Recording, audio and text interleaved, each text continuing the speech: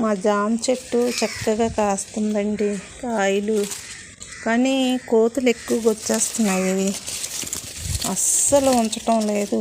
ఎలా ఉంచాయి.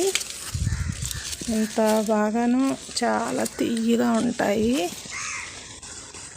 కానీ ఎందుకు ఉంచటం లేదు. చూడండి ఎంత చక్కగా వచ్చిందో కాపు. అదండి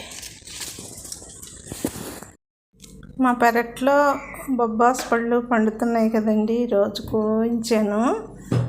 నేను ఇది ఒక్కటే ఉంచుకున్నాను. మొత్తం అన్నీ పంచేసాను. జామకాయల చెట్టు చూపించాను కదా, ఈ 3 కోసుకొచ్చాను. అన్నీ తినేయలేం కదండి. నేను అందరికీ పంచేస్తాను.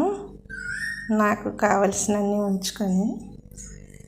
మనకు పండినయే కదండి మరి. చూడండి ఎంత బాగా పండాయో. మీరు కూడా చెట్లు పాతండి. అన్నీ మనకి ఇంట్లోనే ఉంటాయి వేసుకుంటే.